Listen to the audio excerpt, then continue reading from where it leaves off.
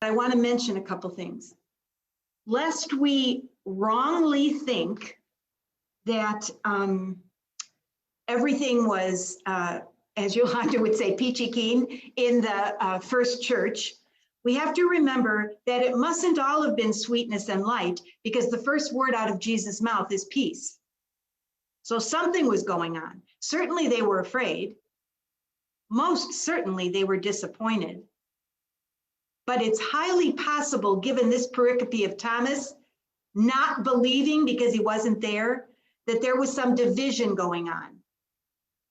So divisiveness, as well as fear and disappointment, could have marked this early community. But this is what is significant. Even though there existed this apparent, certainly stress, if not outright division, between Thomas and the rest of the early community, notice they allowed him to stay. I think there's a lesson for us here, because certainly we have a tendency to separate ourselves from people who disagree with us. And even more than that, we adopt a moral posture of saying, well, they have to be wrong. And they could have done that to Thomas. Could they not? Because they're the ones that had the experience of the resurrected Jesus. So they could truly say, they truly could say, oh, but we're right. We saw it. You didn't. I'm sorry. If you don't accept it, then out you go. Isn't there that tendency in all of us and in society over all of the history of humanity? We kick people out, right? We excommunicate them. God knows the church has sadly done that, right? With too many people. But my point is this: we have a tendency to first of all separate, and second of all moralize. And neither of those actions happened in this first community. And I think that's significant, and certainly a point that invites us to maybe a better, holier way of handling what causes division.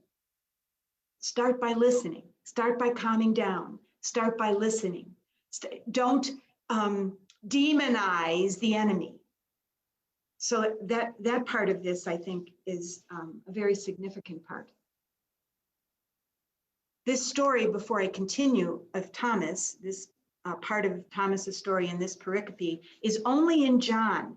And as you've come to know, since John and the others always write with a particular theology in mind, what this is addressing is something that was very, very prominent in the thinking of the first church, and that is this: what do we do about people who come after us who never had the experience personally of the resurrected Jesus? What do we do about that? So that was a very real problem in the early church. Now let's finish this up. Jesus said to him, "Have you come to believe me because you have seen me? Blessed are those who have not seen and have believed." This thing that I highlighted here has kind of become a beatitude for the rest of us that have come after the apostolic age of the church, right? Jesus is honoring our faith who don't have the direct experience of the resurrected Jesus, and yet have two things that are just as important. First of all, we have their testimony, the testimony of the people who did witness it. And the second thing, we can't really make this in second place. I'm just naming it as another thing. We have the church. We belong to the church, which manifests the life of Jesus in the Spirit of God now. And that is equal to what the apostles experienced Easter night. That's how true it is. The point of the resurrection, if you remember from last week when I said the victory of the cross was, yes, the victory of life over death, but it was also the victory of presence of God over absence of God. And we are no less blessed and live in the presence of God than those people who were there the first Easter night. So this has become a beatitude for us.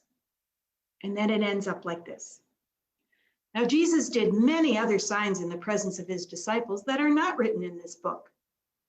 But these are written that you may come to believe that Jesus is the Christ, the Son of God, and that through this belief, you may have life in his name. Notice it doesn't say you need an experience of the resurrected Jesus on Easter night. You need belief. You need belief. And through belief, you will have life. It's a great gift. This pericope is a great, great gift to us. So hear it like that when you hear it proclaimed on Sunday.